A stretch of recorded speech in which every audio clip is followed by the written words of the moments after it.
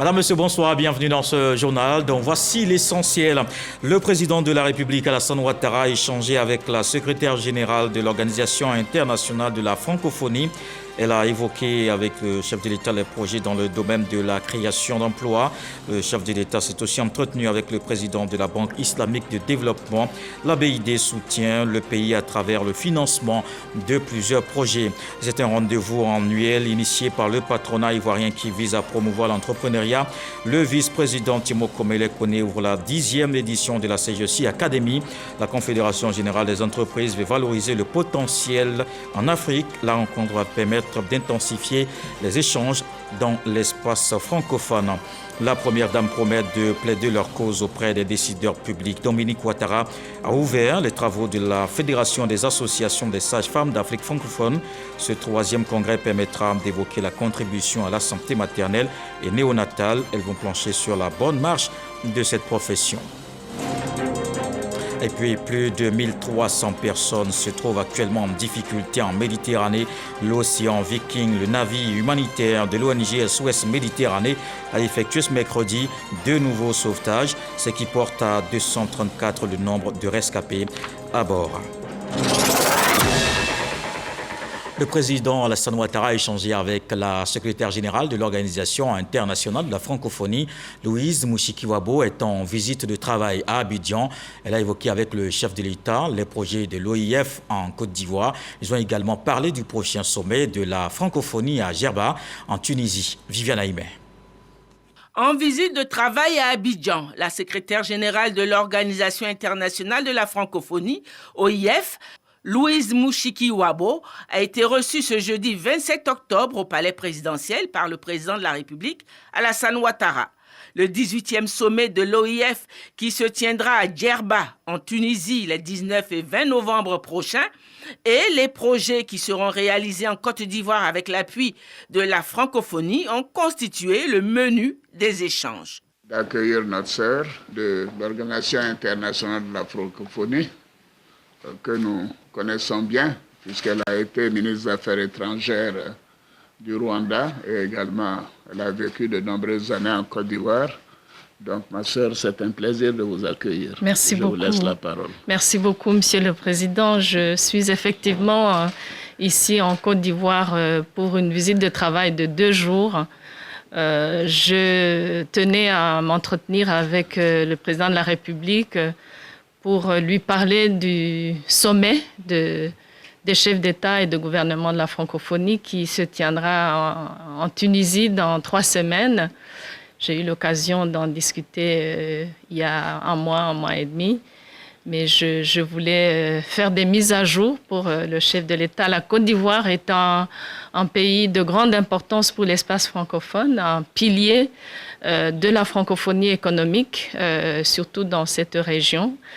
J'étais ici aussi pour participer à la rencontre des patronats, de l'Alliance des patronats francophones, qui a été formée en France il y a un peu plus d'1 an, une alliance en groupement de presque une trentaine de pays francophones, des patrons d'entreprises, des patrons de patronat et plusieurs acteurs économiques ivoiriens qui sont réunis ici pour 2 jours.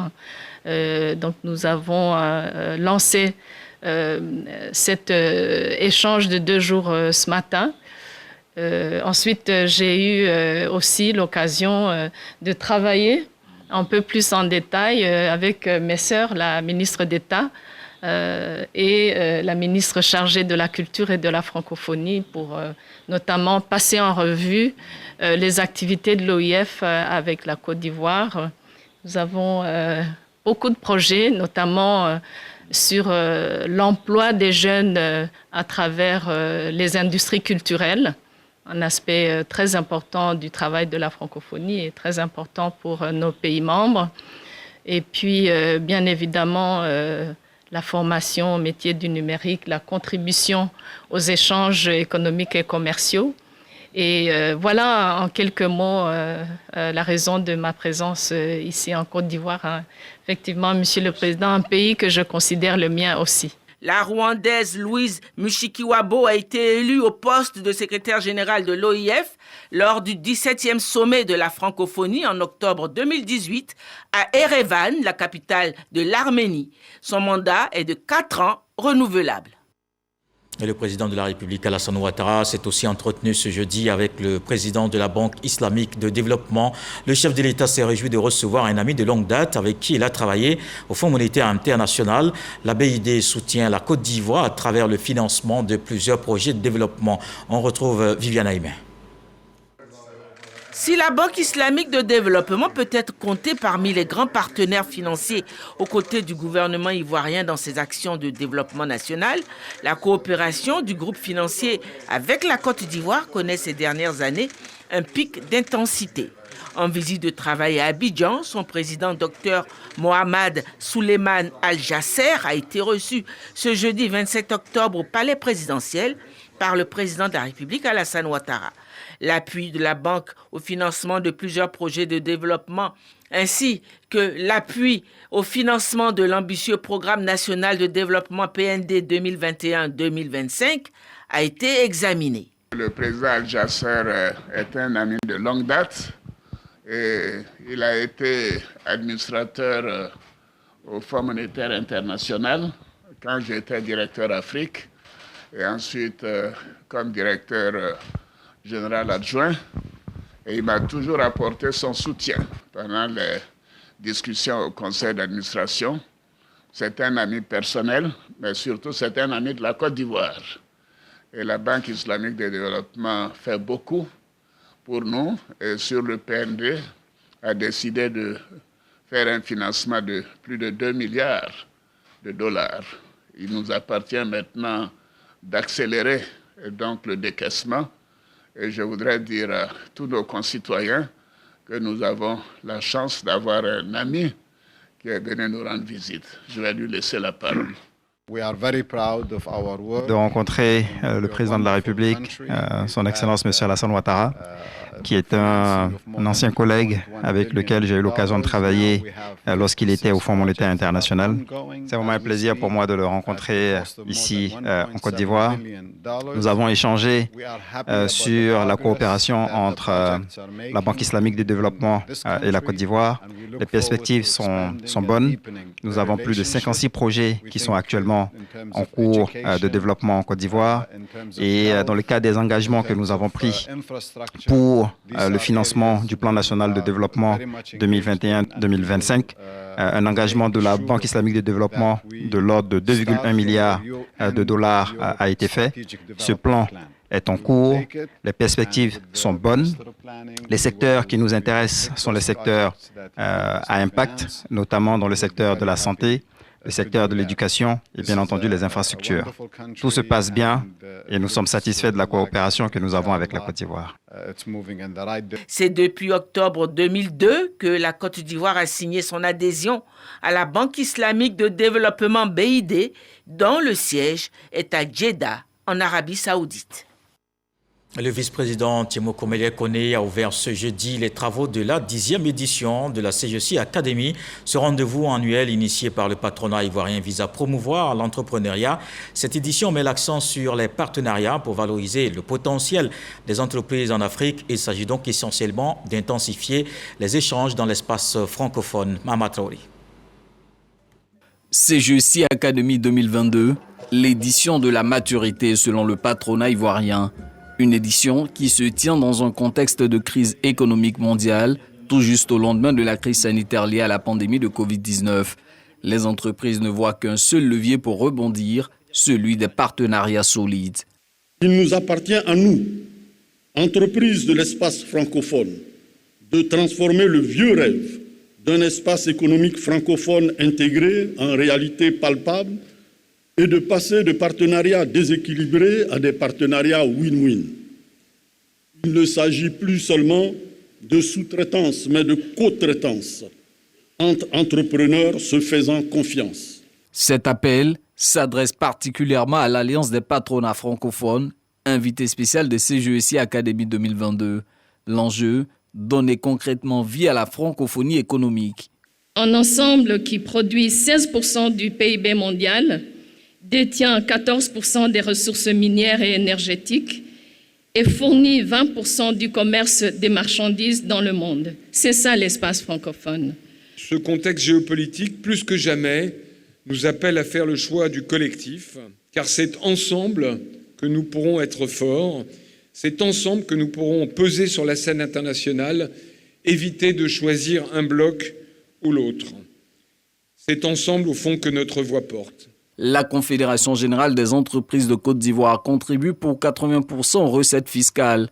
En initiant ce cadre d'échange en 2012, il était question de promouvoir l'esprit entrepreneurial, mais aussi de bâtir un dialogue productif entre l'État et le secteur privé. Ces mêmes priorités invitent également à mettre en place une fiscalité plus équitable et plus incitative afin de favoriser notamment les investissements, d'élargir l'assiette fiscale et d'accroître les ressources budgétaires de l'État, ce qui nous intéresse particulièrement.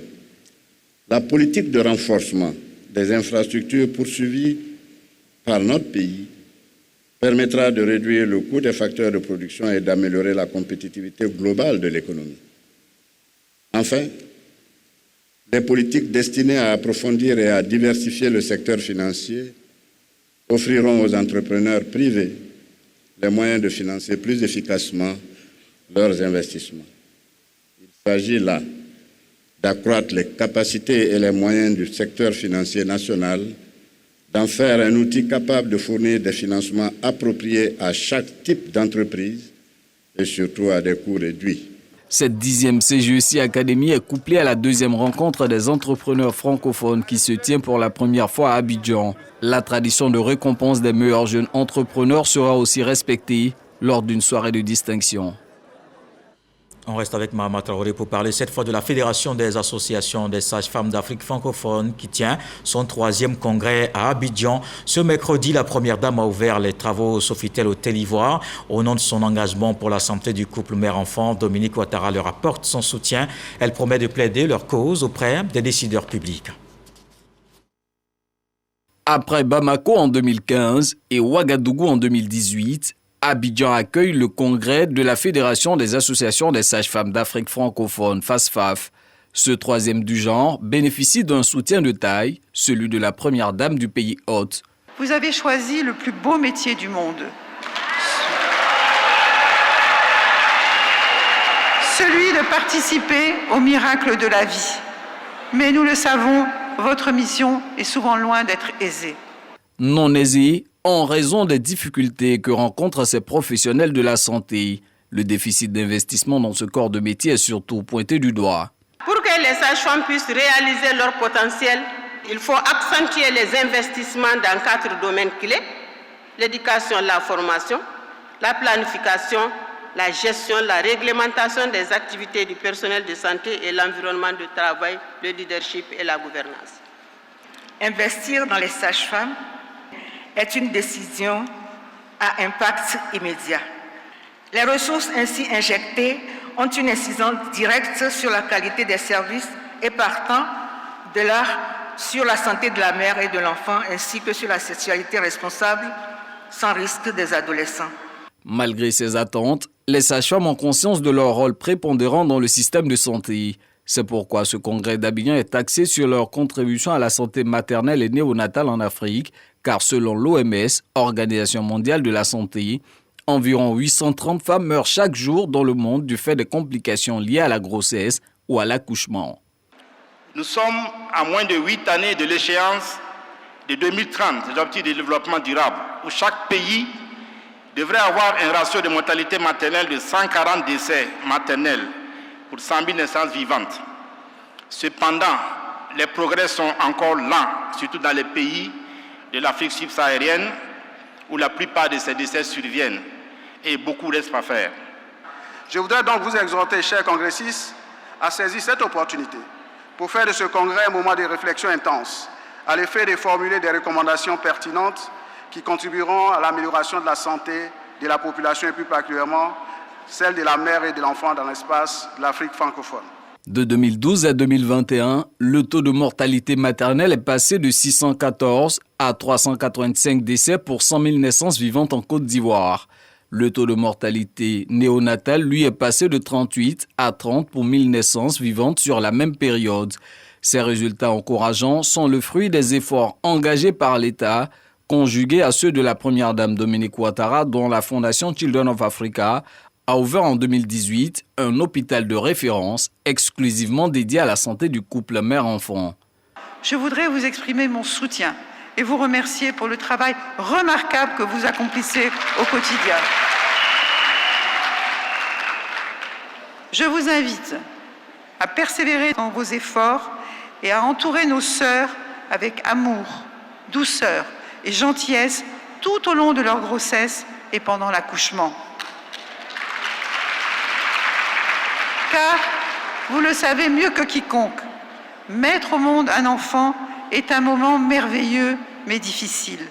Et votre rôle est déterminant pour assurer les futures mamans. C'est de cette manière que nous atteindrons nos objectifs, à savoir réduire significativement la mortalité maternelle et néonatale dans nos pays. Dominique Ouattara promet de plaider la cause des sages-femmes auprès des gouvernants. Ce 3e congrès réunit des associations de sages-femmes issues de 17 pays d'Afrique francophone. Il va durer 3 jours. Et après la cérémonie d'ouverture, la Fédération des associations des sages-femmes d'Afrique francophone a fait l'état des lieux sur les soins maternels et néonatals en Afrique subsaharienne. Face à la situation jugée critique, il a été recommandé le développement des infrastructures sanitaires et l'harmonisation des maquettes pédagogiques. Les États africains bénéficient du soutien de plusieurs structures internationales non étatiques qui œuvrent dans le domaine de la santé publique. Place à présent à la lutte contre la Covid-19. Voici le point de ce soir.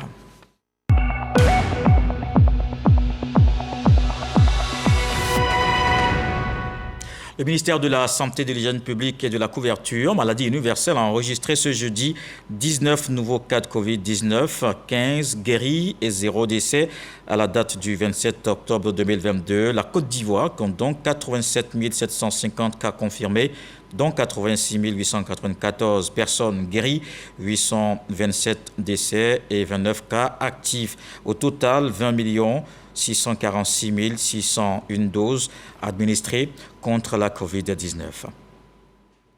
Je vous emmène à Yamoussoukro, dans la capitale politique. Le ministre de l'Intérieur et de la Sécurité était devant les sénateurs. Vagondo Diomandé a présenté à la Commission des Affaires générales le projet de loi de ratification des districts autonomes. Le texte adopté parle de la création, des attributions et le fonctionnement de ces entités. Le reportage de Kader Sogodogo.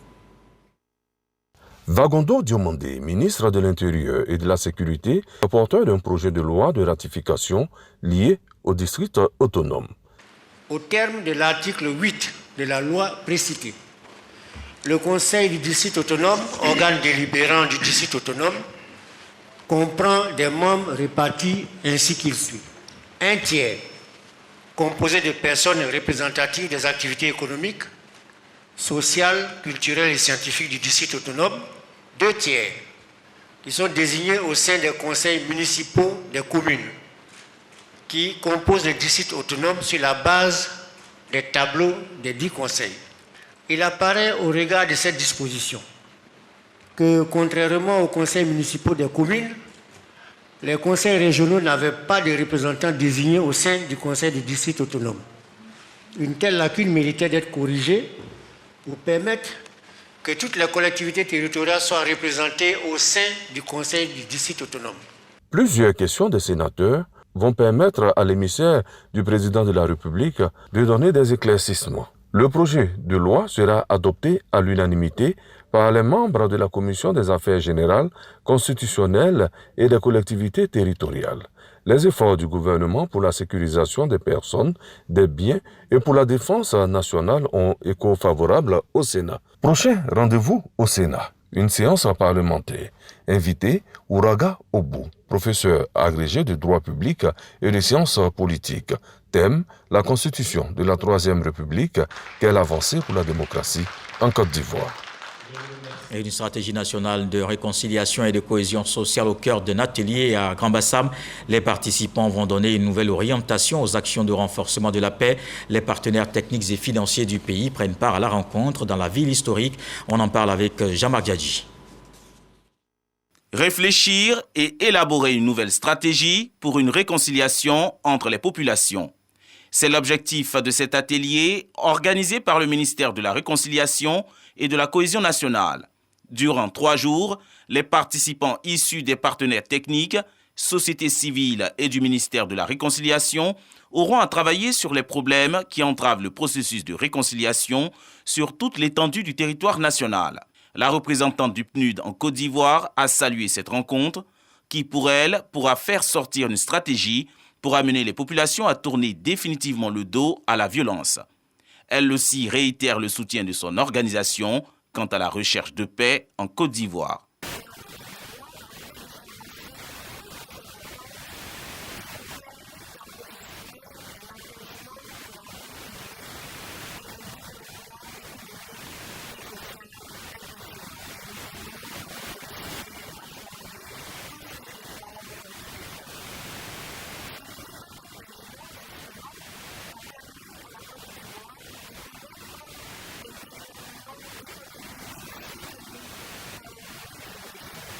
Le ministre de la Réconciliation et de la Cohésion nationale, Kwadwo Konan-Bertin, a relevé les défis majeurs qui attendent son ministère.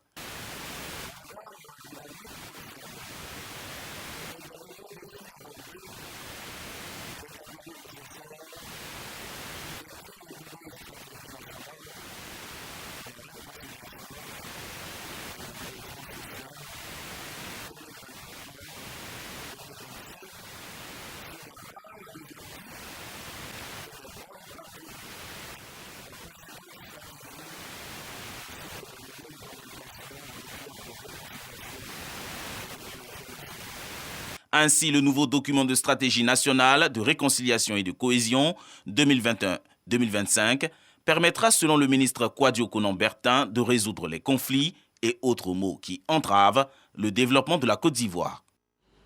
La phase d'extension de l'échangeur de l'amitié ivoiro-japonaise à Treichville continue. Ces travaux supplémentaires sont fondés sur les améliorations que l'infrastructure va apporter à la circulation.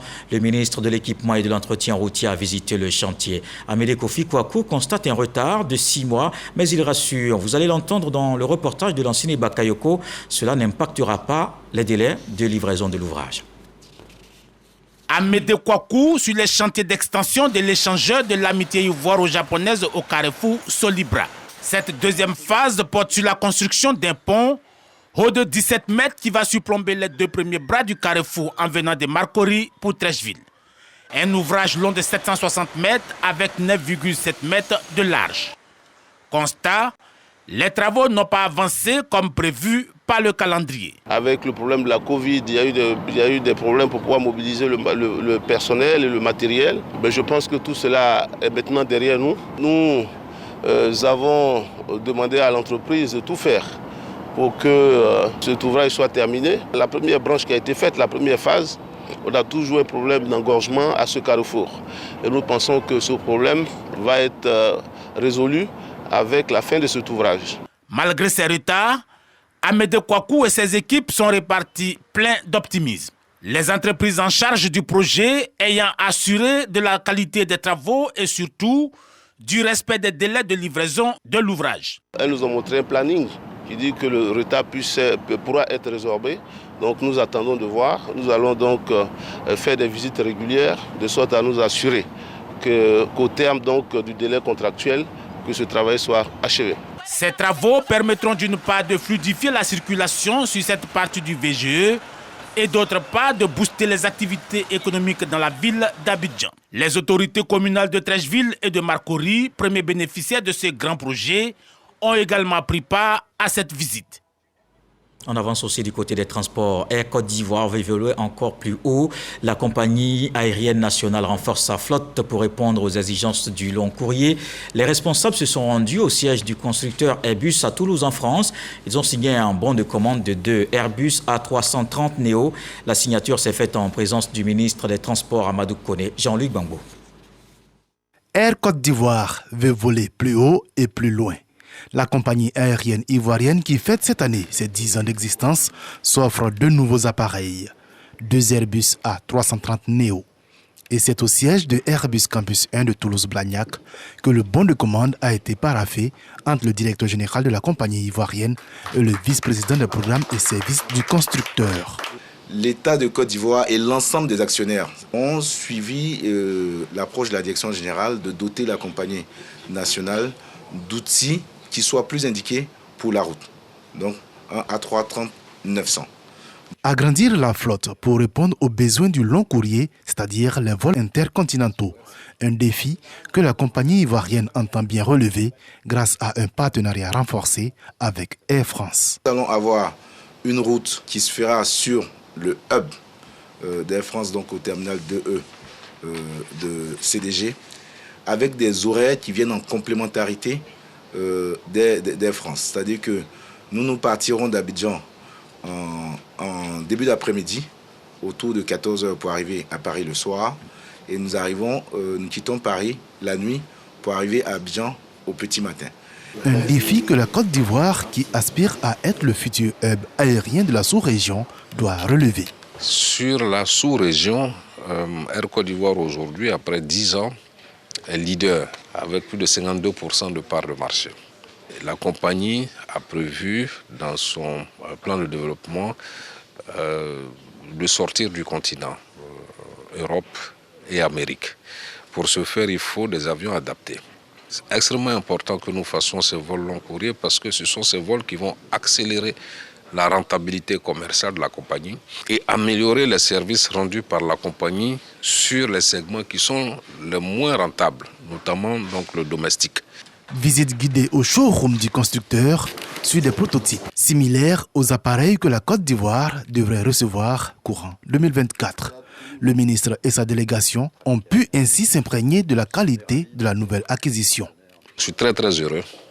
Donc nous ayons assisté aujourd'hui à la signature du bon de commande pour ces 2 avions, Airbus A330, qui soient des avions de grande capacité, adaptés pour les longs courriers, mais également moins gourmands en énergie. Des appareils de 240 places chacun. Un autre pas important dans l'univers du long courrier pour Air Côte d'Ivoire après le lancement en juin dernier de la ligne Abidjan-Johannesburg.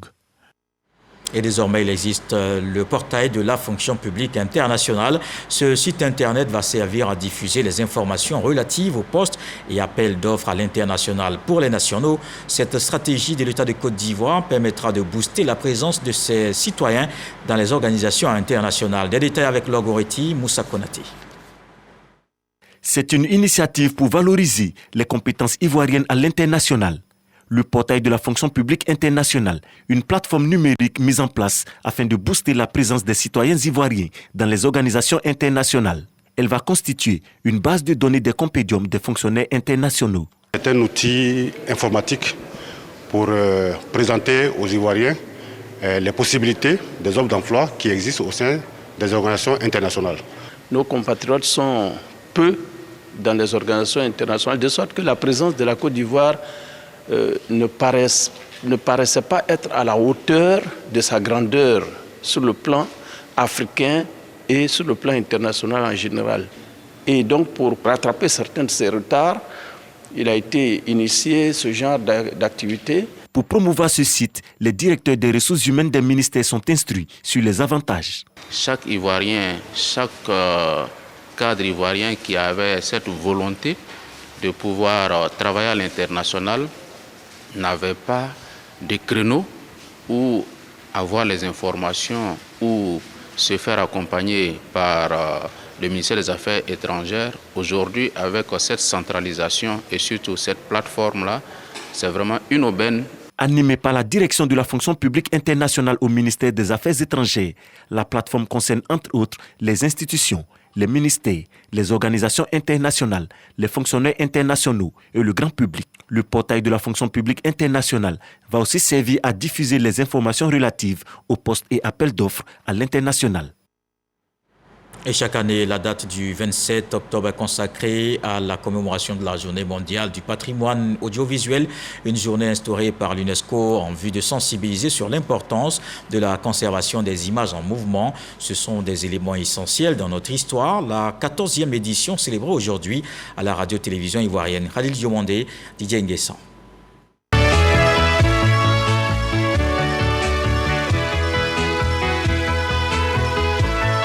Le succès de ce pays repose sur l'agriculture. Un générique et une citation rendue célèbre sur les antennes de la RTI 1. Des sons et des images qui enrichissent le patrimoine audiovisuel national. La radiodiffusion et télévision possèdent les 90% des archives de notre pays. La RTI peut être considérée comme le creuseur de l'histoire de notre pays. Initiée en 1981, la Journée du patrimoine audiovisuel est une recommandation de l'UNESCO aux pays membres en vue d'accorder une place de choix à la sauvegarde et à la conservation des images en mouvement constituant la mémoire de nos sociétés. Cette année, les réflexions portent sur l'apport du numérique dans la conservation des œuvres audiovisuelles. Pour la RTI, le digital est déjà implanté dans la politique de gestion des archives. Depuis une soixantaine d'années, la RTI s'évertue à sauvegarder ses archives. La protection de ce patrimoine national a conduit le directeur général à opter pour la numérisation en vue d'une meilleure conservation de ses archives. Journaliste de formation, Faustin Abo rappelle l'importance de la mémoire audiovisuelle. Pour le ministère de la Communication et de l'économie numérique, l'archivage revêt d'une importance cruciale dans la transmission des informations aux générations futures. Il faut contribuer à restaurer la mémoire d'un peuple, à développer la mémoire d'un peuple à travers les âges. L'archivage est la mémoire vivante de l'action de l'être humain. Et aujourd'hui, imaginez un pays sans mémoire. Qu'est-ce qu'on va laisser à nos enfants? Donc on doit tout faire pour profiter des services du numérique, que ce soit dans l'archivage, la conservation, à tous les paliers de développement. Autre temps fort de cette commémoration, la visite des stands. Les participants ont été plongés au cœur du patrimoine d'archives des entreprises présentes, entre autres la RTI, le port autonome d'Abidjan et l'INSAC. Dans l'actualité politique ce soir, le RHDP Poro en ordre de bataille pour les élections futures. À Korogo, il est à pied d'œuvre pour préparer la révision de la liste électorale. À la tête des secrétaires départementaux de Korogo, le ministre de la Communication, Amadou Koulibaly, a tenu une réunion d'information et de mobilisation de la base. Il entend faire enrôler le maximum d'électeurs à Mississoko.